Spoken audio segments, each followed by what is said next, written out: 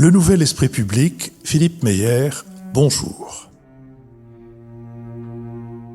Bonjour, merci de nous avoir rejoints pour ce nouveau Nouvel Esprit Public, enregistré dans le cadre exceptionnel du Quai d'Orsay, donc du ministère des Affaires étrangères, et plus précisément du Salon de l'Horloge, illustre pour diverses raisons, la dernière en date étant que c'est là que Jean-Louis Bourlange a reçu les insignes d'officier de la Légion d'honneur, de la main du ministre Jean-Noël Barrot, ministre que nous remercions de son hospitalité, qui est actuellement occupé à diverses activités, comme peut-être la plupart de nos auditeurs ont pu l'imaginer, mais auquel nous sommes reconnaissants de nous avoir invités, après tout, après l'école alsacienne, après l'école de l'air et de l'espace de Salon de Provence, après Sciences Po. Nous voilà aujourd'hui au Quai d'Orsay. C'est évidemment signe de la bonne réputation de notre petite entreprise, mais c'est aussi le signe d'une progression dont on se demande où elle va s'arrêter. L'Élysée me suggérait un de nos auditeurs tout à l'heure, puisque nous sommes ici en public. Le Vatican, lui répondais-je, et sans doute nous aurons encore d'autres surprises. Nous allons tenter d'éclairer certains aspects de l'actualité. Nous le ferons avec Jean-Louis Bourlange, ancien président de la Commission des Affaires étrangères de l'Assemblée nationale et essayiste, avec Antoine Fouché, président de la société de conseil Quintet, Marc-Olivier Padis, directeur des études de la Fondation Terra Nova, et Lucille Schmitt, présidente de la Fabrique de l'écologie. Nous sommes partenaires de l'hebdomadaire Le 1, dont le dernier numéro a pour titre Pétrole, le moteur de la guerre, point d'interrogation. Il est ainsi chapeauté: la guerre du pétrole aura-t-elle lieu? Alors que le marché s'enlise et que les prix s'envolent, le monde entier s'interroge sur sa plus grande dépendance. Et dans le grand entretien habituel des numéros du 1, Philippe Chalmin, le spécialiste des matières premières, propose un panorama de la situation et de ses évolutions potentielles. Mercredi, nous mettrons en ligne les échanges que nous allons avoir tout à l'heure avec le public venu au Quai d'Orsay. Notre prochain enregistrement en public aura lieu le dimanche 12 avril à l'école alsacienne et on peut d'ores et déjà s'y inscrire. Enfin, toutes nos émissions font l'objet d'un compte-rendu analytique ou compendium auquel vous pouvez vous abonner gratuitement. Vous le recevrez dans votre boîte aux lettres de courriel chaque mercredi. Nous allons commencer par nous intéresser à la relation franco-allemande, relation qui s'est tendue ces derniers mois autour de nombreux sujets. Fin décembre, c'était l'accord commercial avec le Mercosur, puis l'utilisation des avoirs gelés russes a opposé les deux capitales. Friedrich Merz était en faveur de la confiscation des avoirs russes gelés en Europe, quelques 200 milliards d'euros, pour aider militairement l'Ukraine, plutôt que d'un emprunt européen, appelé de ses vœux par le président français. Emmanuel Macron ne l'a pas suivi dans cette mesure qui impliquait de tordre le bras à la Belgique. Début février, dans un entretien avec la presse, le président français prônait une émission de dette européenne, des eurobonds, pour accélérer les investissements du vieux continent dans les technologies de rupture, suscitant l'irritation des pays frugaux, notamment l'Allemagne, qui a pointé du doigt la nécessité pour l'Europe de mener des réformes structurelles et d'investir moins d'argent dans des secteurs comme l'agriculture. Autre pierre d'achoppement en matière d'énergie, la France mise sur le nucléaire, tandis que l'Allemagne parie sur les renouvelables. En février, Berlin a reproché à la France des efforts insuffisants en matière de dépenses de défense. Dans le même temps, Paris et Berlin n'arrivent pas à s'entendre sur le système aérien du futur, au fond, sur un fond de rivalité industrielle entre Dassault et Airbus. Le chancelier allemand a affirmé que son pays n'avait pas besoin du même avion que la France, laissant entendre que Paris et Berlin pourraient construire deux appareils différents, chacun de son côté. Longtemps, l'Allemagne a incarné les moyens économiques et la France la volonté politique et militaire, mais depuis Friedrich Merz, comme il l'a redit en février lors de la conférence de Munich sur la sécurité, depuis Friedrich Merz a décrété la fin des longues vacances loin de l'histoire du monde, après avoir lancé un grand programme d'investissement dans la défense. Le chancelier allemand a promis de faire de la Bundeswehr la plus grande armée conventionnelle d'Europe. Désormais, les incompréhensions majeures portent aussi sur les questions de défense, au-delà même du blocage sur le système aérien du futur. Et tandis que Paris défend la voie d'une Europe souveraine et d'une autonomie stratégique, le chancelier allemand plus prudent mise sur la complémentarité entre un renforcement de l'indépendance de l'Union européenne et une revitalisation des liens qui la rattachent aux États-Unis. L'Allemagne est aujourd'hui le pays le plus engagé dans le soutien à l'Ukraine au travers de l'Union européenne comme en bilatéral, beaucoup moins vocale que la France. Elle a donné à Kiev l'an passé 10 milliards d'euros et la France 2 milliards. Ces crispations franco-allemandes récurrentes ont d'autant plus d'impact qu'elles interviennent à un moment très tendu des relations internationales. Sur cette question, Lucille Schmitt. Oui, merci beaucoup Philippe. Effectivement, comme vous venez de l'exposer, quand Friedrich Merz arrive au pouvoir dans le cadre d'une grande coalition, il y a un espoir de réinvention du couple franco-allemand. Pourquoi ? Parce que auparavant, Olaf Scholz était un chancelier falot, que la coalition au pouvoir, la coalition dite tricolore, était une coalition qui n'avait pas vraiment de projet cohérent entre les libéraux, les Verts et les socialistes, et que la grande coalition, on l'a souvent expérimenté en Allemagne, et on pouvait attendre une vision commune, en fait, portée par Friedrich Merz, de cet renouveau du couple franco-allemand. Et puis, on l'a rappelé, un certain nombre d'éléments sont venus décevoir assez rapidement cette attente. Et je pense que ce qui est important, c'est d'ajouter au contexte européen international la vision aussi du contexte intérieur dans lequel se situent Emmanuel Macron et Friedrich Merz. Du côté d'Emmanuel Macron, les choses sont assez simples. Il ne se représente pas en 2027. Il est sous la pression du Rassemblement national et d'une situation budgétaire très mal vue en Allemagne par rapport à l'ampleur de notre déficit et l'incapacité qui a été celle de l'Assemblée nationale de s'entendre sur un budget qui soit un budget véritablement de rétablissement des comptes publics. Donc c'est une première chose. Mais ce qu'on mesure mal du côté de Friedrich Merz, c'est que de son côté, il est aussi sous une forte pression intérieure. D'une part parce que l'AfD, l'extrême droite, progresse aussi beaucoup en Allemagne. Elle était jusqu'à présent plutôt limitée à l'Allemagne dite de l'Est. Aujourd'hui, elle progresse dans l'ensemble de l'Allemagne et c'est une pression très forte par rapport à la culture de la CDU-CSU. Et puis, la deuxième chose, c'est que en assouplissant le frein budgétaire allemand, les règles budgétaires allemandes, pour pouvoir relancer, comme le disait Philippe, les ambitions en matière de défense et d'armée de l'Allemagne, il a aussi créé une sorte de trouble du côté des conservateurs. Et donc, des deux côtés, Emmanuel Macron et Friedrich Merz n'ont pas du tout les coups des franches, bien que Friedrich Merz soit en début de mandat. Ce sont deux leaders qui ont besoin d'opinions publiques qui, elles, sont plutôt divisées par rapport à ce qu'ils peuvent porter en termes de projets. Du coup, Philippe le rappelait, c'est un retour aux divergences classiques, mais ce qui est intéressant, c'est de placer ces divergences dans une forme, de perspective un peu historique sur pourquoi est-ce qu'elles sont aussi structurantes et non pas conjoncturelles. La première, c'est la question du Mercosur. Vous l'avez vu, la France a pris position par rapport au sort de ses agriculteurs. En revanche, l'Allemagne a défendu au prix d'ailleurs de certaines contorsions du côté des Verts allemands, l'accord avec le Mercosur pour des raisons d'exportation industrielle, parce que c'est la grande puissance industrielle du continent. Donc là, il y a une première analyse qui doit être vue par rapport à la structure de nos économies et la capacité de la France à relancer son industrie, point sur lequel elle a encore à faire beaucoup ses preuves, alors même que la désindustrialisation se poursuit. Le deuxième point important, Philippe le rappelait, c'est la question eurobond ou utilisation des avoirs russes gelés. C'est vrai qu'Emmanuel Macron a sans doute sous-estimé le fait que vouloir relancer la capacité d'endettement européenne pour construire une stratégie de défense commune, ça allait heurter de plein fouet une Allemagne qui, de son côté, faisait déjà l'effort en termes de plan de relance de son industrie et de plan de relance de sa défense, ce qui était déjà une rupture très forte par rapport à son positionnement habituel. Et puis, je pense qu'il faut le dire aussi, le sujet, c'est au fond, même si on n'en parle pas explicitement, c'est la question de l'attachement aux États-Unis. C'est-à-dire que la façon dont on reste atlantiste ou dont on porte, au contraire, la souveraineté européenne est un enjeu fondamental du côté de la France et de l'Allemagne. On voit bien que les Allemands ont fait un pas très important vers l'idée d'une autonomie européenne forcée en cela par l'attitude de Trump et la stratégie nationale de sécurité américaine de décembre 2025.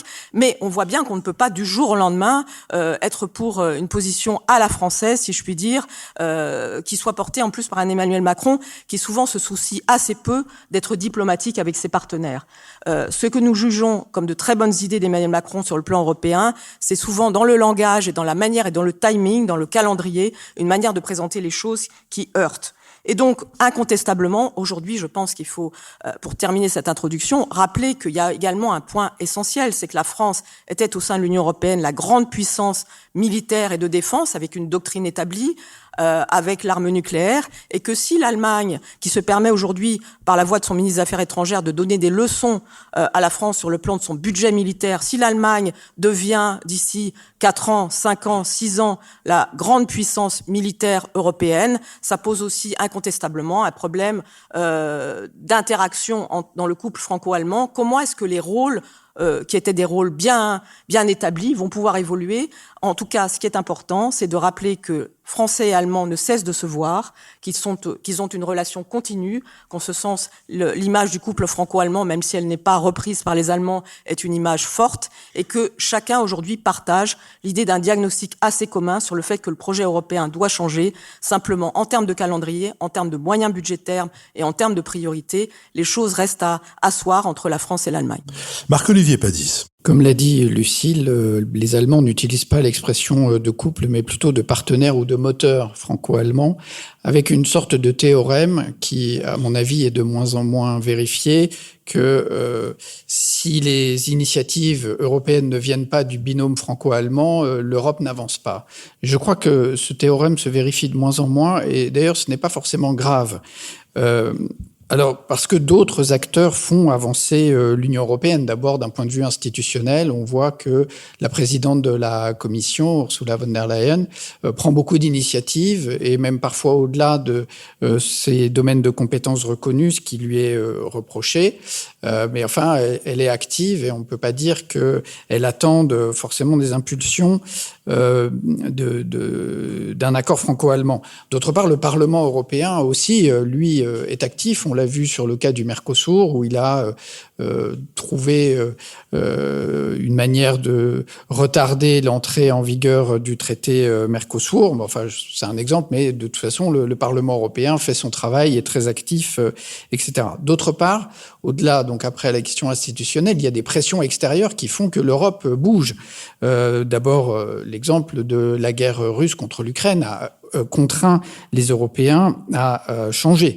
Maintenant, la pression américaine depuis la réélection de Donald Trump produit le même effet. Et puis, très récemment, ou ce qu'on est en train de vivre ces jours-ci, le choc pétrolier de l'Iran va nous conduire à nouveau à reprendre des initiatives et à nous ajuster. Donc tout cela contraint les Européens à sortir du cadre habituel et à se renouveler en permanence, ce qu'ils ont plutôt réussi à faire à travers les dernières crises qui n'ont pas manqué ces dernières années. Troisièmement, il y a aussi d'autres pays européens qui prennent des initiatives. Les autres, nos partenaires, ne restent pas inertes.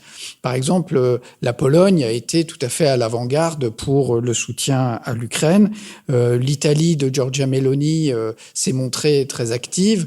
Ou encore, aujourd'hui, on peut considérer que c'est l'Espagne qui porte, du point de vue des relations internationales et des valeurs européennes, qui porte un message fort qui est plus audible que celui des institutions européennes. Ensuite, comme l'a dit Lucile, les Français et les Allemands sont tous les deux fragilisés en ce moment, ils sont affaiblis et ne peuvent plus être considérés comme les seuls acteurs centraux de l'Europe. Alors la France, d'une part, est affaiblie, elle est peu crédible aujourd'hui d'un point de vue budgétaire, surtout quand elle préconise de nouvelles dépenses qu'elle ne sait pas comment financer, sinon à travers un emprunt européen, mais qui est vu par nos partenaires comme une espèce de ruse pour échapper à nos difficultés de financement.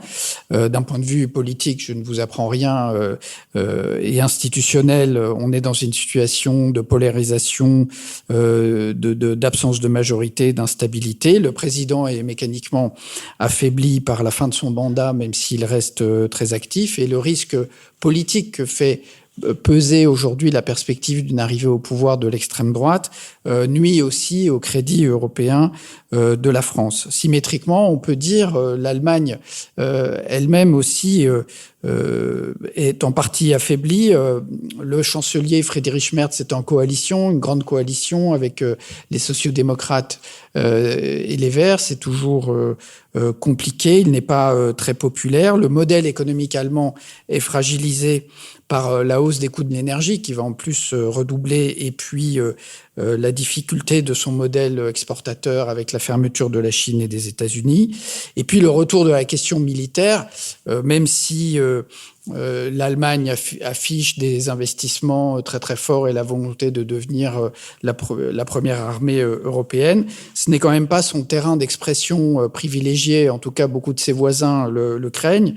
Friedrich Merz a parlé fin janvier au Bundestag qu'il fallait maintenant prendre le langage de la politique de la puissance, mais c'est pas du tout une rhétorique à laquelle l'Allemagne s'est habituée ces 50 dernières années. En outre, il ne suffit pas d'afficher des crédits budgétaires, de dépenser dans l'armement. Alors, les entreprises allemandes comme Rheinmetall sont très effectives, mais l'armée allemande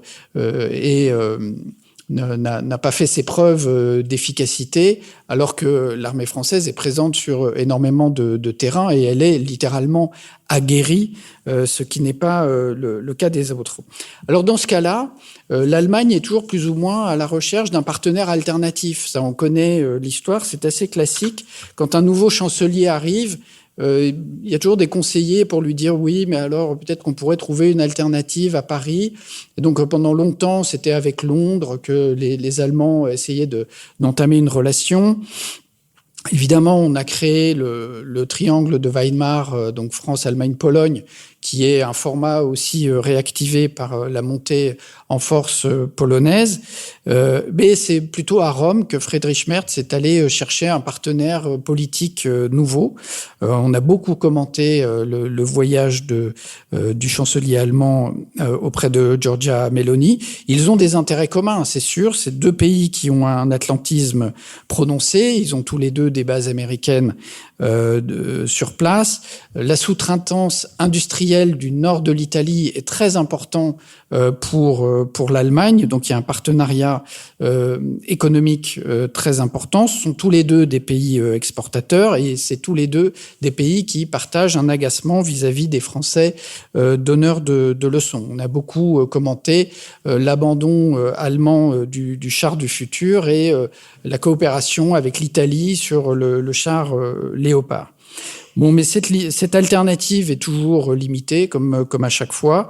D'abord parce qu'aujourd'hui, l'atlantisme ne rapporte rien à ces deux pays. La relation économique entre les deux pays est quand même déséquilibrée en faveur de l'Allemagne, puisque l'Italie fait beaucoup de sous-traitance de l'industrie allemande.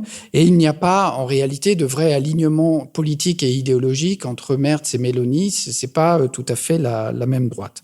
Et donc, pour conclure, je dirais, à mon avis, cette lune de miel germano-italienne ne durera pas, quoi qu'elle soit pas négative pour l'Europe, mais qu'on reviendra de toute façon à un moment à une relation franco-allemande assez classique. Mais ce n'est plus un binôme exclusif et c'est plutôt, ce n'est pas forcément une mauvaise nouvelle. Ce qui est important, c'est que la coopération et le dialogue soient systématiques à tous les niveaux entre ces deux pays. Antoine Fouché. Oui, merci Philippe. Je suis d'accord avec ce que Lucile et Marc-Olivier ont dit, et donc je voudrais simplement en complément un peu dézoomer et se demander si ce qu'on est en train de vivre dans la relation franco-allemande aujourd'hui, est-ce que c'est la fin d'une séquence historique qui a duré 60-70 ans du couple franco-allemand? Je crois qu'on peut, sans exagérer, ou partir de la définition qu'avait donnée Brzezinski dans le grand échiquier sur la relation franco-allemande pour essayer de caractériser en fait ce grand demi-siècle 60-70 ans en disant dans la construction européenne, les Allemands cherchent la rédemption et les Français cherchent la réincarnation.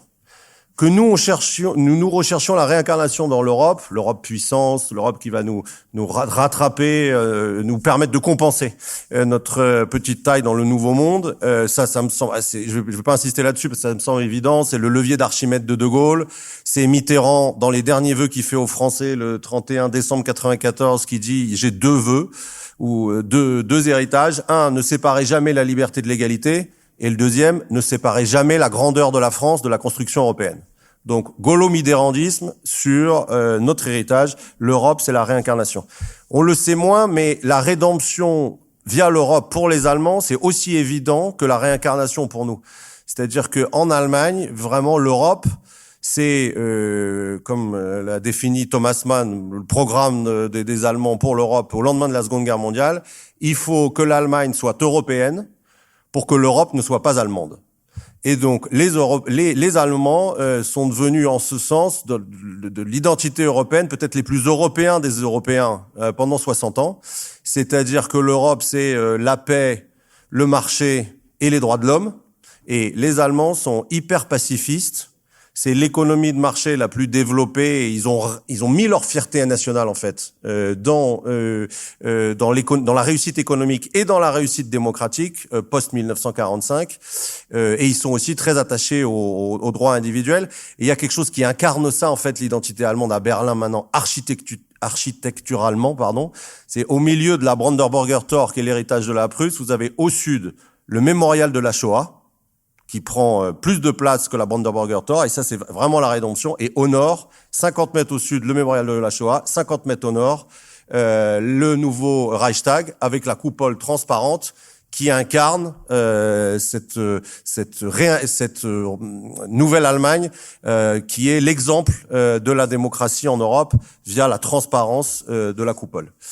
Et ça a marché, je pense que ça a marché 60, 70 ans, et en fait, on peut se poser la question du fait du dérèglement en fait du couple, non pas à cause du couple lui-même, mais à cause du troisième lascar en fait qui était dans le couple, qui étaient les Américains.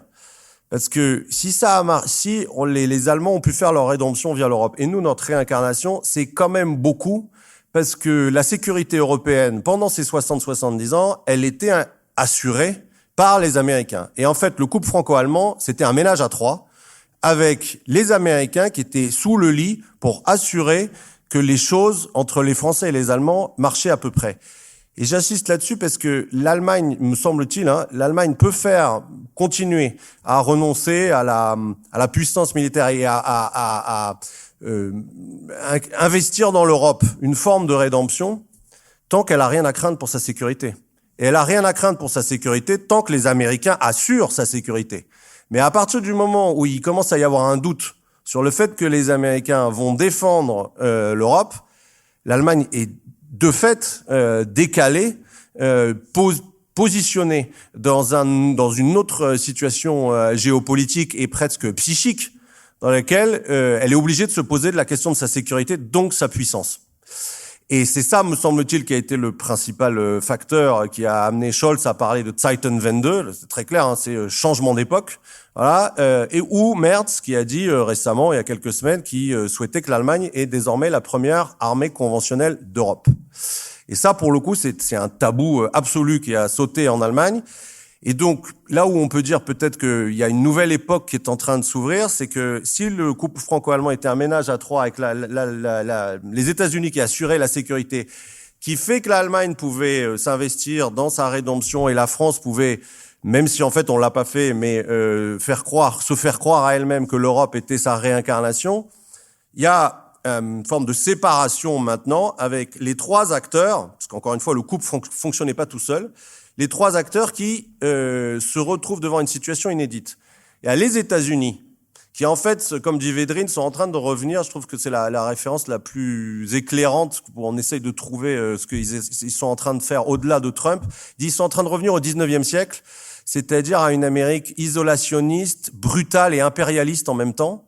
Ce qui, me semble-t-il, caractérise assez bien les États-Unis récemment. Et Védrine fait remarquer que les États-Unis, ça a 250 ans, et la protection de l'Europe, c'est quand même que 70 ans. Et en fait, du point de vue de l'histoire longue américaine, les États-Unis sont en train de revenir à une situation de long terme qui correspond peut-être plus, ou en tout cas qui correspond aussi à une partie de leur identité profonde et qui consiste à dire aux Européens, démerdez-vous.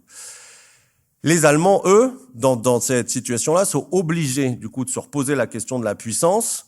Et c'est là où c'est intéressant ce qui va se passer, parce que ils sont déjà dans une situation de positionnement de leadership économique assez écrasant.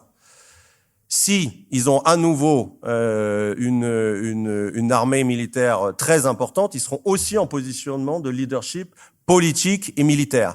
Et là, pour le coup, le couple sera complètement entre la France et l'Allemagne sera complètement déséquilibré. Et nous, et je terminerai par là, nous Français, je trouve qu'il y a quand même quelque chose d'assez, pardon, je veux pas être trop pessimiste, mais il y a quelque chose de très triste dans l'époque en fait, parce que l'époque nous donne raison. Elle nous donne raison sur le temps long, c'est-à-dire que ce qui est en train de se passer, De Gaulle l'avait dit, et en un sens, la nécessité de l'indépendance européenne n'a jamais été aussi vraie qu'aujourd'hui, et en un sens, l'époque n'a jamais été aussi gaullienne qu'aujourd'hui. Mais au moment où l'époque est gaullienne, les Français sont totalement anti-gaullistes, non pas dans le discours, mais dans les pratiques. C'est-à-dire, le gaullisme, c'est un effort, c'est une exigence pour être à la hauteur de son héritage et de son indépendance. Nous n'avons jamais été aussi dépendants des autres. Nous n'avons jamais aussi peu fait d'efforts pour notre indépendance. Donc, c'est ça qui est assez triste, me semble-t-il. C'est l'époque nous donne raison. Les États-Unis se replient sur eux-mêmes. L'Allemagne essaie de faire face. Et nous sommes complètement impuissants parce que ça fait 50 ans que nous faisons les cigales pendant que, pour prendre une autre formule, pendant que d'autres Européens, pas que les Allemands, ont en fait dans leur pratique, pas dans leurs idées, mais dans leur pratique, été plus lucides que nous. Jean-Louis Bourlange. Oui, je souscris assez pleinement à ce que je viens d'entendre, ce qui ne veut pas dire que je ne souscris pas à ce qu'ont dit Lucile et qu'Antoine avant, mais je pense que, enfin, d'abord un mot sur le couple. Tout le monde s'en prend au couple en disant ça n'a jamais été, les Allemands n'ont jamais marché dans cette idée de couple qui effectivement flotte sur cette expression, une sorte de parfum de légèreté alcoolique française, qui est pas du tout conforme à ce que veulent les Allemands. Les Allemands avaient employé à un moment le mot axe qui nous plaît pas du tout, mais je crois que le couple, ça n'a jamais été quelque chose qui a éliminé les divergences. Même du temps de Gaulle et d'Adenauer, du temps du traité franco-allemand, les divergences ont été fortes et il n'a jamais été possible à une France très puissante, très rayonnante, et qui a porté, parce que le mot rédemption est très juste, qui a porté le voyage du général de Gaulle en Allemagne en août 62, c'était véritablement l'applaudissement du peuple allemand était le salut de la rédemption. De Gaulle apportait la rédemption, mais ça n'a jamais empêché les Allemands d'être en désaccord. Simplement, ce que dit ce mot, c'est qu'il n'est pas possible de faire avancer l'Allemagne, de faire avancer l'Europe si la France et l'Allemagne ne sont pas profondément d'accord. S'il n'y a pas cet accord-là, ça ne marche pas. C'est une condition sans doute qui n'est pas suffisante, mais c'est une condition nécessaire. Alors, un mot sur l'Italie, puisque l'Italie a été évoquée. Je crois effectivement que les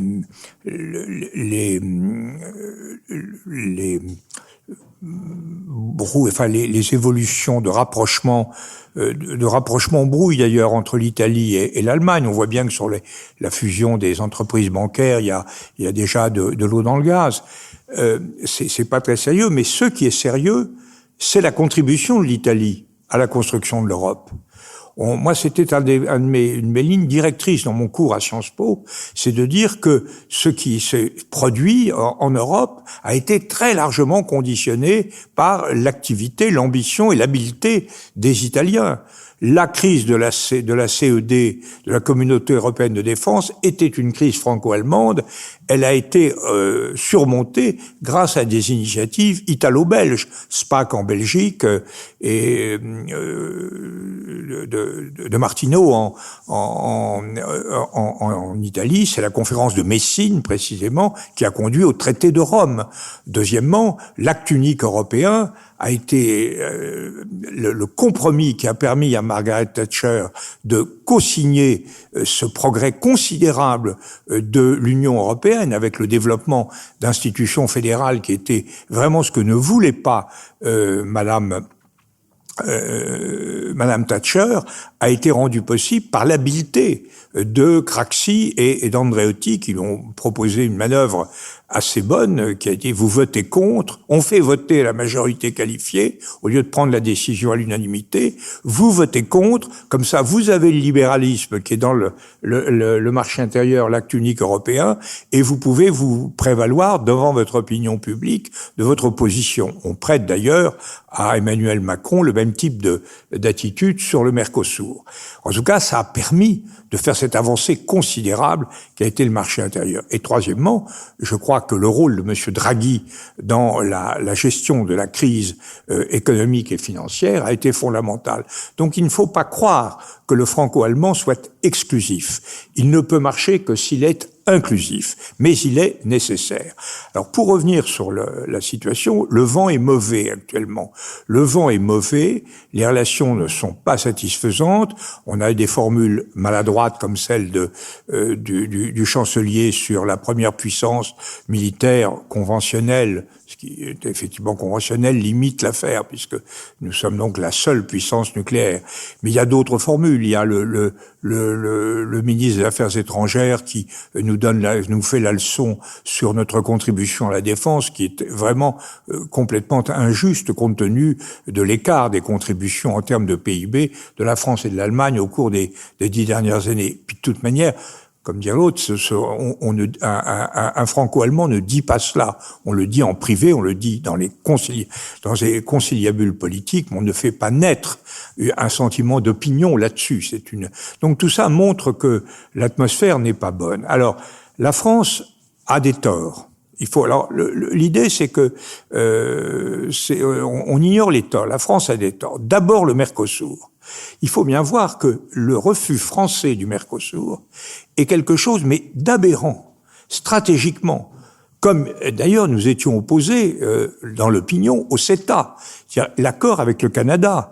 On voit ce que ça donne maintenant. On est tous en train d'applaudir à juste titre le discours de M. McCartney, Premier ministre du Canada, à Davos, qui parle d'une coalition des puissances moyennes attachées au droit, etc., face à l'impérialisme destructeur de Trump. Bon, c'est quand même quelque chose. Sur le CETA, comment peut-on, sur le Mercosur, comment peut-on imaginer une stratégie de résistance à Trump où on voit le marché chinois qui est à la fois assez fermé et assez menaçant, où on voit le marché américain, nord-américain qui se ferme, où on voit une ambition américaine de prendre le contrôle, d'appliquer la doctrine de Monroe sur le plan économique en Amérique latine et refuser un traité qui n'est pas un traité de libre-échange sur le plan agricole, qui est un contingent tarifaire de 1,5%, rien. Ça peut provoquer des difficultés conjoncturelles. Ça n'en a pas du tout provoqué sur le CETA, mais ça pourrait peut-être en provoquer auprès des éleveurs de viande bovine. Il y avait une insistance à mettre là-dessus, mais il y a quelque chose de très net, c'est qu'on ne peut pas se fermer à un accord de libre-échange sur le commerce et l'industrie dans ce continent qui est la proie actuellement simultanée des Américains et des Chinois. J'ajoute que ce débat sur le Mercosur est simplement l'alibi pour les Français de leur incapacité à défendre leur agriculture. Quand vous voyez l'agriculture française, elle a vraiment reculé massivement en part de marché, en revenus au cours des 20 dernières années, 15 dernières années, mais à l'intérieur de l'Union européenne. Nous nous sommes fait tailler des croupières par les Italiens, par les Allemands. Donc il y a un syndicat qui le suggère, sans oser le dire, parce qu'il n'a pas le vent en poupe, c'est la FNSEA. La FNSEA dit il ne faut pas le Mercosur. Et quand ils ont dit ça, ils le disent très vite. Ils disent mais les problèmes structurels de l'agriculture française, eux, doivent être abordés. Alors là, les Allemands comprennent rien du tout. Et ils ne comprennent pas ils ont raison, ils ne voient pas la cohérence entre cette stratégie française sur générale et bon, j'ai beaucoup de choses à dire et là, je vais pas tout dire, rassurez-vous, je vais pas tout dire. Alors la France a tort mais elle a une faiblesse énorme, ça c'est quelque chose de fondamental, c'est sa situation, c'est deux faiblesses vis-à-vis de l'Allemagne, ses perspectives économiques et financières, qui fait que d'abord les Allemands nous regardent avec condescendance et avec une condescendance légitime devant notre incapacité à gérer seul en Europe les équilibres budgétaires, les équilibres financiers, sociaux et nationaux. Et également, ce qui pèse très lourd, sachons-le, c'est l'incertitude de nos perspectives politiques. Nous sommes le grand partenaire de l'Allemagne. L'Allemagne regarde avec extrêmement d'inquiétude, comme d'ailleurs beaucoup d'entre nous, la perspective d'un basculement vers des partis, ou un parti en l'occurrence, qui s'est toujours construit en contradiction profonde avec la construction européenne, avec l'Alliance Atlantique, avec l'effort de formation économique. Alors voilà. Alors maintenant, un mot sur l'Allemagne, je peux. Non, on y reviendra. Et je vous parlerai de l'Allemagne parce que ça vaut le détour aussi. Je ne peux pas parler uniquement de la France. Mais enfin, moi, j'obéis. Ça n'est pas exclu. Pour une fois. C'est ton côté prussien. Lucille Schmitt. Oui, très rapidement, avant de passer au deuxième débat. Moi, je voudrais insister sur deux choses. C'est que la difficulté, c'est que nous savons que l'Europe doit changer et nous savons que l'Allemagne et la France doivent également changer. Et donc, c'est cette imbrication entre le changement européen et les changements intérieurs qui est importante. Et rappeler que, par exemple, lorsque le ministre des Affaires étrangères allemand exhorte la France à faire davantage pour sa défense, ce qui est assez paradoxal, c'est parce que la CDU-CSU est en train d'avoir en face d'elle 5 élections régionales dans lesquelles elle craint la montée de l'AfD. Et ce que vient de nous dire Jean-Louis sur le fait que le RN est effectivement très présent sur la scène politique française, il est également, l'AfD, son équivalent, est également extrêmement présent. Et donc la difficulté, c'est le lien entre la scène intérieure et la scène européenne, avec deux partis qui sont en train de monter en puissance, qui sont des partis anti-européens. Et Philippe, juste un petit mot, je trouve que Marc Olivier a eu aussi raison de dire que c'est pas parce qu'on met de l'argent sur la défense qu'on construit une armée et une doctrine. Et en ce sens, je pense qu'il faut se rappeler, voyons comment l'Ukraine, sans moyens, face à une situation extrême, réussit au fond à mettre en place l'armée sans doute la plus résiliente du continent européen. Il suffit pas de mettre de l'argent, c'est pas comme voilà. Donc, du jour au lendemain, l'Allemagne ne deviendra pas une puissance militaire en Europe. Lucille me fournit une transition avec le deuxième sujet que nous avions prévu d'aborder, c'est-à-dire celui de la doctrine militaire de l'Europe. Quelle est-elle ? Le ton frontalement hostile adopté par Washington à l'égard de l'Union européenne en tant que projet politique impose une réévaluation stratégique profonde de la relation transatlantique. 2026 pourrait marquer l'entrée dans une décennie où les pays européens devront choisir entre résignation stratégique et construction active d'une souveraineté de défense crédible. L'un des piliers de la boussole stratégique, le document clé pour la stratégie de défense européenne adoptée en 2022, touche au renforcement des capacités de gestion des crises. À ce titre, l'Union a créé une capacité de déploiement rapide, force européenne composée de 5000 soldats, pouvant être déployés pour les efforts de stabilisation, de sauvetage et d'évacuation, d'assistance humanitaire et de secours en cas de catastrophe, de maintien de la paix, de prévention des conflits et de renforcement des capacités. Opérationnelle depuis 2025, elle est contrôlée et commandée par la capacité militaire de planification et de conduite de l'Union et constitue ainsi une véritable force européenne. L'année 2025 a vu plusieurs initiatives destinées à renforcer l'industrie de défense européenne, programmes pour rationaliser l'acquisition conjointe et accélérer la montée en puissance de capacités critiques, programmes destinés à financer la création d'une base industrielle européenne compétitive à long terme. Difficilement mis en œuvre, il se heurte au dilemme stratégique entre préférences européennes et achats à des partenaires extra-européens, puisant dans leurs stocks existants. Afin de renforcer et de diversifier ses relations avec les pays tiers, l'Union a signé 8 partenariats de sécurité et de défense en 2025 avec l'Ukraine, la Moldavie, la Géorgie, le Canada, le Royaume-Uni, le Japon et la Corée du Sud.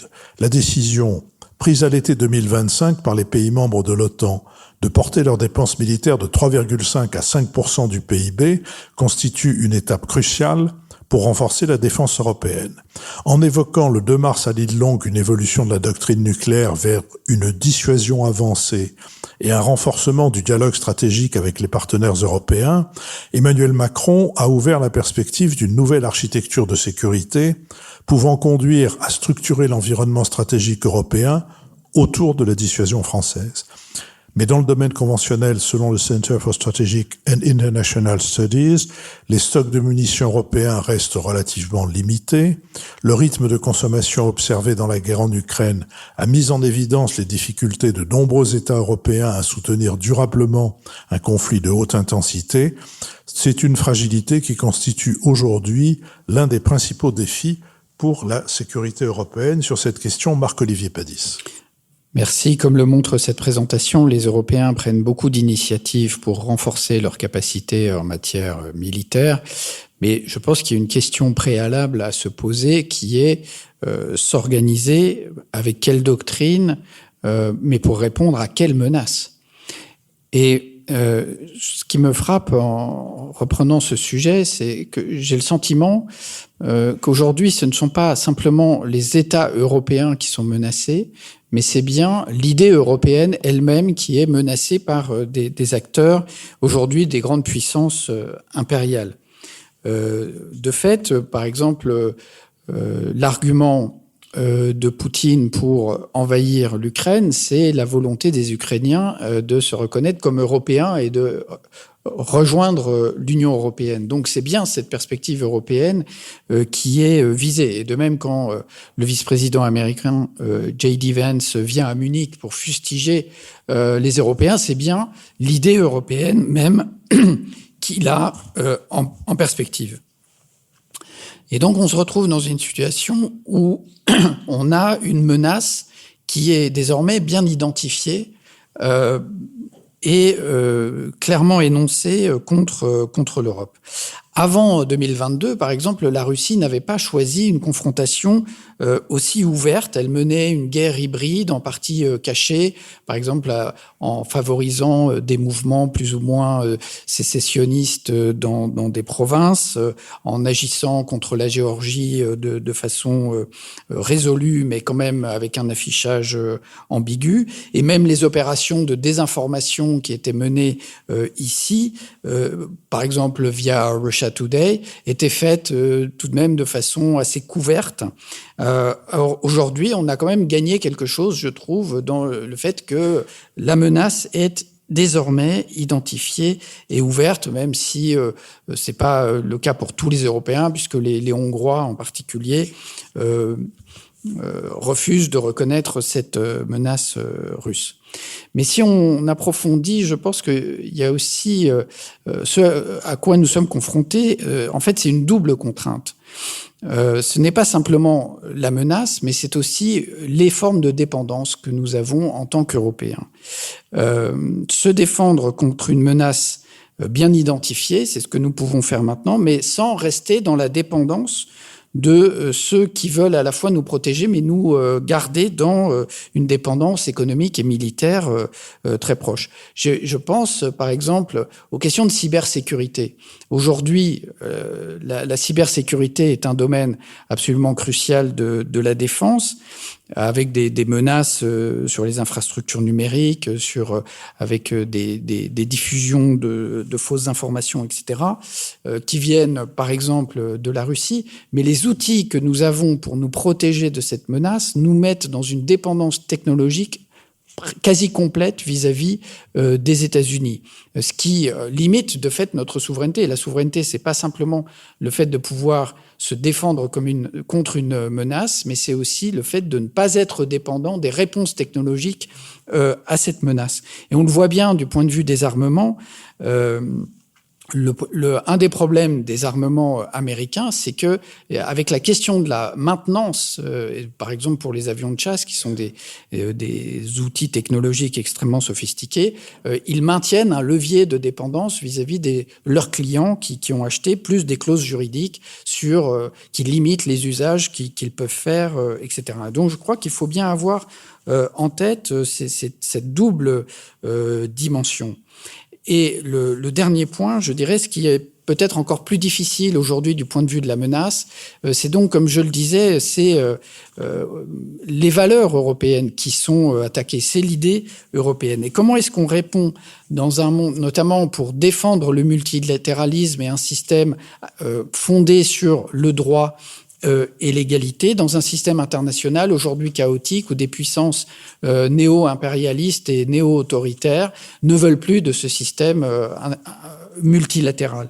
Et là, on n'a pas vraiment la réponse parce qu'on ne peut pas tout seul défendre un ordre dont les grandes puissances ne veulent plus. La présidente de la Commission a fait un discours le 9 mars devant les ambassadeurs de l'UE où elle n'a pas répondu de façon satisfaisante à cette interrogation en disant il faut défendre nos valeurs. Non, elle a dit justement pas nos valeurs, elle a dit il faut défendre nos intérêts et c'est un tournant qu'il faut prendre. Moi, je crois qu'il faut aussi défendre nos valeurs. De ce point de vue-là, le discours du Premier ministre canadien auquel Jean-Louis a déjà fait référence, McKinney, était beaucoup plus séduisant. Lucille Smith. Oui, moi je pense que ce qui est important, c'est d'avoir en tête que lorsqu'on parle d'Europe en matière de doctrine de défense, on ne parle pas de l'Union européenne, on parle des États de l'Union européenne, et notamment des puissances militaires au sein de l'Union européenne. On parle du Royaume-Uni, qui n'appartient plus à l'Union européenne, mais qui est évidemment un État déterminant au sein de l'OTAN. Et on parle donc de différents cercles et de différentes institutions. Et par rapport à ce que disait Antoine tout à l'heure sur le ménage à trois avec les États-Unis, on voit bien que le ménage, je sais pas, cette fois-ci il y a beaucoup de monde autour de la table, mais en tout cas il y a quelque chose de l'ordre d'une, voilà, ce serait moderne, il y a quelque chose de l'ordre d'une interaction entre des États, des puissances, on va dire, qui appartiennent à des cercles d'institutions différents. Et donc toute la question, c'est au fond de revenir à ce que disait par exemple Marc Olivier sur Ursula von der Leyen, qui nous dit on va faire un programme SAFE pour pouvoir emprunter pour construire une défense au sein de l'Union européenne. Mais l'essentiel, c'est quand même l'OTAN, et notamment l'OTAN dans la confrontation entre ce que souhaitent les États-Unis, comme le rappelait Marc Olivier, qui au fond souhaitent maintenir la dépendance de l'Union européenne, des pays de l'Union européenne autour de leurs armements, qu'on continue à leur acheter des armes et à dépendre ensuite de la maintenance, alors même que le sujet porté par la France, c'est l'idée de construire une industrie européenne de défense, évidemment d'abord fondée sur l'industrie française, pour permettre ainsi d'alimenter le volet européen de l'OTAN. Et donc tout ça est imbriqué, et tout ça crée des difficultés ensuite lorsqu'il s'agit de ces dépendances croisées, puisque les Allemands dépendent évidemment beaucoup plus des États-Unis que nous n'en dépendons, et que par ailleurs, ils n'ont pas forcément envie de dépendre des Français, et qui préféraient sans doute construire leur propre industrie de l'armement, comme le montre le différend qui a eu lieu autour de l'avion de combat franco-allemand-espagnol, autour de comment est-ce qu'on fait pour construire à la fois sa propre industrie de défense, une industrie de défense européenne, et puis quelque chose qui fasse évoluer la doctrine de l'OTAN. Donc tout ça est extrêmement complexe, mais je voudrais revenir à quelque chose un peu plus, on dirait, nous faire atterrir lorsqu'il s'agit de faire la guerre. Ce qui est important, c'est aussi que l'OTAN est une sorte, j'allais dire colosse au pied d'argile, même pas, mais en tout cas, aujourd'hui, ce qui se passe, c'est qu'au sein de l'OTAN, si on devait faire face à une guerre réelle au niveau de l'Union européenne, il faudrait une dizaine de jours, une quinzaine de jours pour que, au fond, on puisse organiser des convois militaires qui soient efficaces pour aller sur la ligne de front. Donc le sujet, aujourd'hui, sur l'OTAN, c'est à la fois la doctrine, mais c'est aussi la logistique. Et ça, c'est un point essentiel. Là-dessus, on a beaucoup de choses à apprendre des Ukrainiens. Comment est-ce qu'on fait la guerre lorsqu'aujourd'hui les 9 corridors, qui sont les corridors qui permettraient justement d'acheminer les armes et les armées sur la ligne de front, sont en fait des corridors qui ne sont pas vraiment activés. Donc on est en face de sujets très concrets, sujets qui impliquent des institutions différentes et avec des arrière-pensées différentes selon les États de l'Union européenne. Au fond, lorsque Friedrich Schmerz nous dit, vous comprenez, on peut pas construire l'avion de combat franco-allemand parce que c'est pas le même avion. Les Français veulent y mettre des armes nucléaires et les lancer des porte-avions. Ce qu'il veut dire, lui, c'est qu'il veut garder les F-35 américains. Et au fond, ou alors construire l'avion qui sera l'avion stricto sensu allemand. Donc comment fait-on par rapport à ça? On a mobilisé 100 milliards d'euros. Il y a 3000 ingénieurs français qui à Saint-Cloud aujourd'hui sont plus ou moins en chômage technique.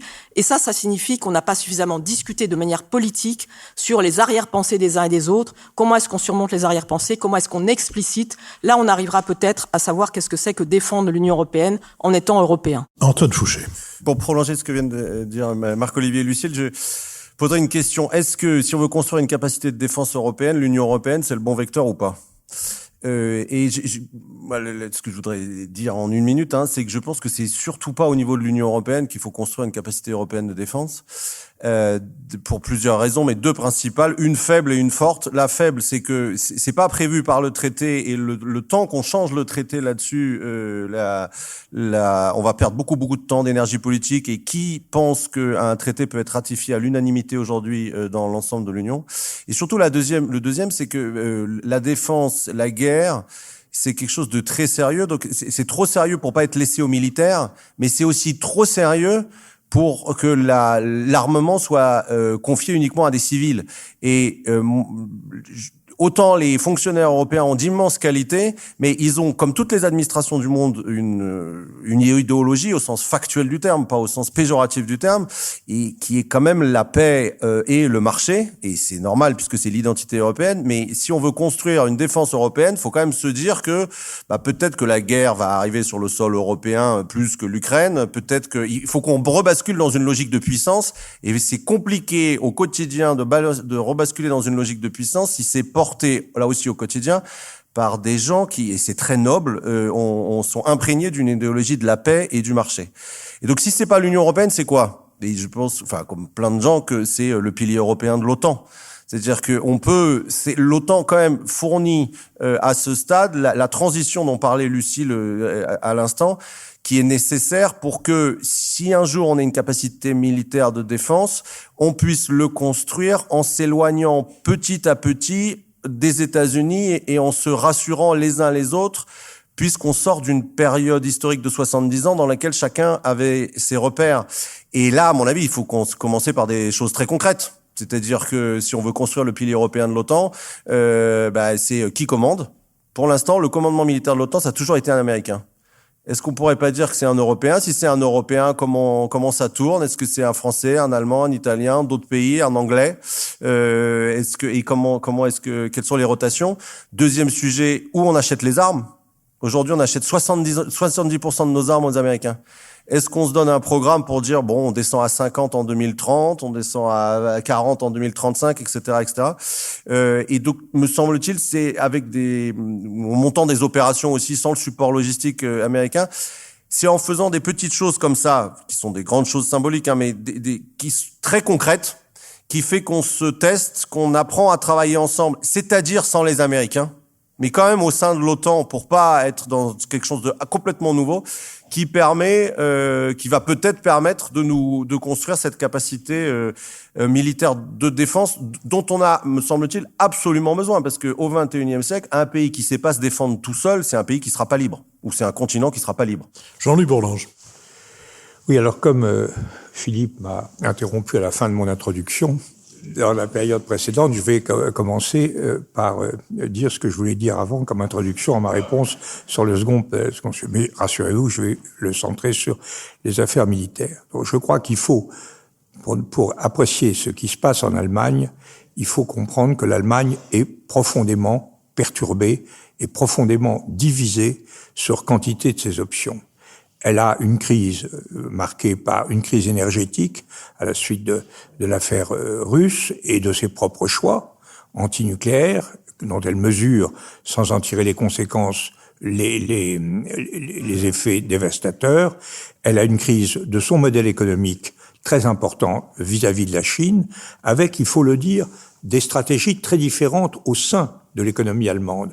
Les grandes entreprises veulent maintenir absolument un lien positif et actif avec la Chine, car ces entreprises sont très bien représentées, et tout ce qui est l'échelon intermédiaire qui fournit vraiment les éléments à la grande industrie sont extrêmement préoccupés de se voir coupés de leur marché. Et donc, il y a des pressions très contradictoires qui s'exercent sur le chancelier.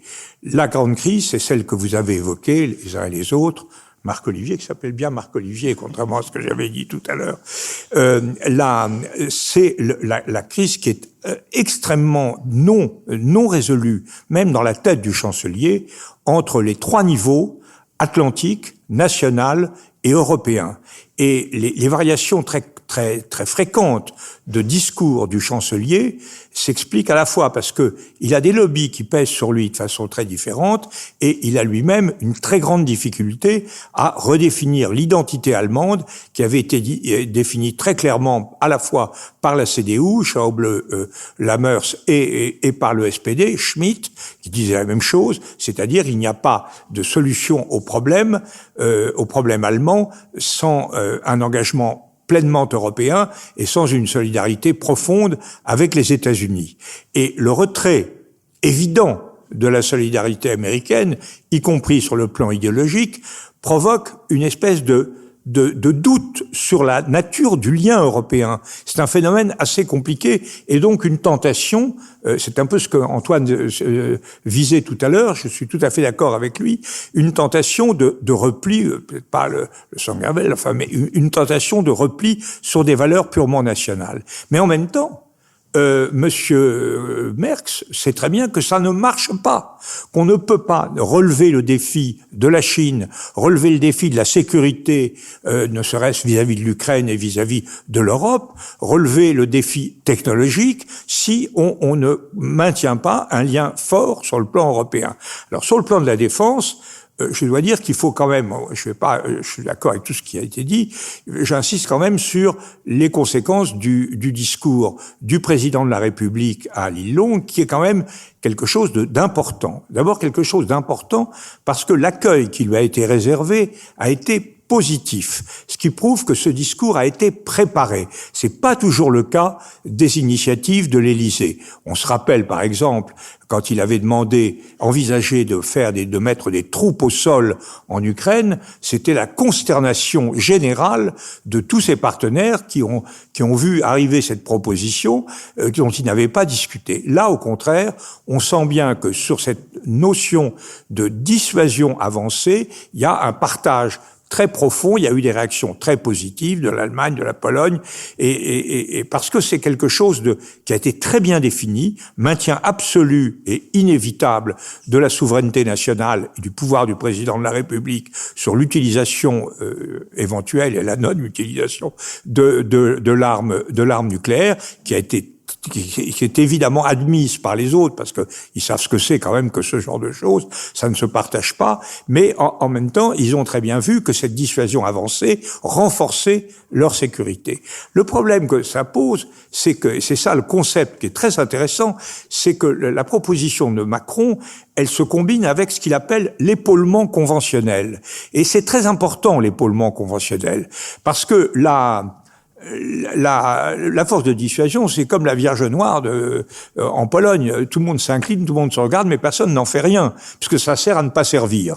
Tandis que la guerre conventionnelle, c'est tout à fait important. Il a tout à fait raison, je ne vais pas développer les raisons stratégiques, mais il a tout à fait raison de dire que l'enjeu de la sécurité passe par l'épaulement conventionnel sur les frappes en profondeur, la défense avancée et l'alerte. Et là, ça implique des choix technologiques extrêmement forts. Et là, un problème clair nous est posé. Je termine là-dessus. C'est que, comme nous avons peu d'argent, nous avons beaucoup de dettes, que nous avons une population française qui est rétive à l'effort budgétaire, rétive, je crois que le mot n'est pas trop fort, nous sommes dans une situation où nous avons beaucoup de difficultés à mettre de l'argent sur la défense, et comme nous sommes en charge de la force de dissuasion, qu'elle consomme des crédits de façon importante et nécessaire. Ce qui est à craindre, c'est que nous ne puissions pas nous engager suffisamment fortement sur les grandes initiatives qui ont une portée technologique essentielle de l'épaulement conventionnel. Et ça n'irait pas. Si on a un partage des responsabilités, les Français, la dissuasion nucléaire et, disons, les Allemands et les autres, l'épaulement conventionnel, qui est ce qui permet de manœuvrer. Hein. La dissuasion, c'est l'épée du commandeur, on n'en parle plus. Bon, mais la manœuvre diplomatico-stratégique, elle se fait au niveau de l'épaulement conventionnel. Donc, je crois que cette initiative du président de la République est très heureuse, mais elle est très ambitieuse. Et il faut effectivement que nous allions, que nous fassions un effort considérable de réorientation de nos priorités Or, effectivement, le débat intérieur ne semble pas tout à fait orienté dans cette direction. Merci, nous sommes arrivés, mais grâce à Dieu et grâce aux questions du public tout à l'heure, nous pourrons continuer à avancer sur les deux thèmes que nous avons abordés. Nous sommes arrivés à notre dernière séquence, la séquence des brèves que je voudrais introduire en signalant à l'intérêt et à l'attention de toutes et de tous un hors-série de Courrier International intitulé « Russie, l'état de guerre ». C'est une grosse vingtaine d'articles qui concernent aussi bien l'évolution de l'État et de l'administration que l'évolution de l'économie, l'apparition d'une nouvelle classe moyenne, par exemple, que tout ce qui touche au quotidien marqué par la guerre et par le retour des invalides de la guerre d'Ukraine, qui sont qualifiés par l'auteur de l'article de véritables bombes à retardement, que des rapports entre la Chine et la Russie où on s'aperçoit que ça n'est peut-être pas celui des deux qu'on pense qui tire la meilleure épingle du jeu. Bref, c'est un gros travail sur un sujet qu'on risque un peu de perdre de vue tellement nos yeux sont attirés vers ce qui se passe au Moyen-Orient. Et donc, je recommande ce hors-série de Courrier International. Marc-Olivier Padis. Un erratum, tout d'abord, j'ai dit tout à l'heure à tort que les Verts étaient dans la grande coalition. La grande coalition à Berlin, c'est uniquement le CDU, CSU et le SPD. C'est déjà assez compliqué. Alors, je voudrais recommander, puisqu'on est dans une période d'actualité municipale, un livre d'un géographe, Martin Vanier, sur l'aménagement du territoire. Dans quelle France voulons-nous vivre? Dans une collection des éditions de l'Atelier qui s'appelle « En finir avec les idées fausses sur » là, donc en l'occurrence l'aménagement du territoire. Et donc le principe de la collection, c'est de démonter un certain nombre d'idées fausses. Il y en a une quarantaine dans ce livre sur l'idée que l'État abandonne ses territoires, etc. Et ça nous vaut à chaque fois un petit essai vif, informé, efficace, qui ne fait pas que combattre des clichés, mais qui développe aussi des réflexions sur les mythes fondateurs de l'aménagement, sur l'opposition un peu structurante en France entre ruraux et urbains, sur les modèles d'aménagement qui se succèdent, mais il débouche aussi dans la conclusion sur une série de propositions intéressantes sur le fait qu'il faudrait parler plus de développement territorial que d'aménagement, et surtout de défendre des projets qui renforcent les relations entre les territoires plutôt que de cibler des territoires comme s'ils étaient indépendants les uns les autres en fonction de leur taille et de leur densité, indépendamment de leur système de relations avec les territoires voisins et avec l'espace national. Donc c'est une lecture indispensable pour tous les nouveaux élus, maires, conseillers et conseillers intercommunaux. Jean-Louis Bourlange. Oui, moi je voudrais attirer votre attention sur un livre dont on parle beaucoup en ce moment, mais qui est vraiment, à mon avis, très important, Les Lumières sombres d'Arnaud Miranda. Les Lumières sombres, Dark Enlightenment en anglais, en anglo-américain, c'est une expression qui est employée par les néo-réactionnaires américains qui ont cette caractéristique d'être néo-réactionnaires et post-libéraux. Et ce sont des gens qui incarnent, qui reprennent, en les martyrisant d'ailleurs, un certain nombre de thèmes hérités de la tradition antidémocratique, comme Joseph de Maistre, pauvre Joseph de Maistre, il mérite mieux que ça, et qui le mettent à la sauce de la technologie, la révolution technologique permettant de réaliser une société qui est absolument atroce, qui est une société fondée sur le refus de l'égalité, c'est-à-dire mort aux faibles, l'expression, il y a des violences chez ces auteurs, Ian Curtis ou Nick Lang, qui sont cités, analysés par Miranda et d'autres, qui sont extrêmement impressionnants. Sur la liberté qui est identifiée au pouvoir des forts sur les faibles, sans aucune garantie d'égalité, un goût absolu de la violence, une idéologie de la violence et effectivement une exaltation de la technologie. Et ce que montre Miranda, c'est à quel point cette idéologie diffuse, relayée par des grands financiers comme Peter Thiel, qui a été invité par l'Académie des sciences morales, parce que Monsieur Thiel pouvait dire sur les sciences morales, il était au Vatican aussi, il raconte des trucs absolument invraisemblables. Mais en tout cas, ce que montre à travers ces relais avec les grandes puissances technologiques et financières, c'est l'importance de cette idéologie derrière le trumpisme. Et là, quand vous lisez ça, vous êtes effectivement saisi d'effroi par l'ampleur de la réaction incarnée par le Trumpisme, la seule chose qui nous rassure, c'est que Trump, dans toutes ses déclarations, est totalement incohérent. Donc il sera peut-être pas complètement fidèle à cela après avoir utilisé toutes les ressources de cette idéologie dans un sens absolument négatif. Lucille Schmitt. Oui, moi je voulais recommander la lecture d'un roman d'Hélène Zimmer qui s'appelle Les Dernières Écritures et qui est paru aux éditions POL. Alors Hélène Zimmer, c'est une romancière, c'est son 4e roman, et elle aime mêler, les thématiques écologiques à la comédie de mœurs. Dans son précédent roman, La Réserve, elle avait mis en scène l'achat d'une forêt par le grand capital pour en faire justement une réserve et la façon dont des zadistes venaient lutter contre cela. Là, c'est quelque chose même d'encore plus au centre de ce qui se passe, puisque elle met en scène Cassandre, une professeure, elle s'appelle Cassandre évidemment, qui veut dans un collège de banlieue, face à l'envie de ne pas lire de ses étudiants, de ses élèves, leur faire lire quelque chose qu'on va appeler le bilan et qui est en fait une sorte de rapport du GIEC, donc sur le dérèglement climatique, ce qui va entraîner une sorte d'éco-anxiété de certains élèves, une tentative de suicide, et en fait le roman se déroule autour d'un procès. Et je trouve qu'il a une très très grande actualité parce que d'une certaine manière, donc il réintroduit ces thématiques écologiques dont nous sommes un peu submergés mais sans trop savoir les traiter au sein de cette comédie de mœurs.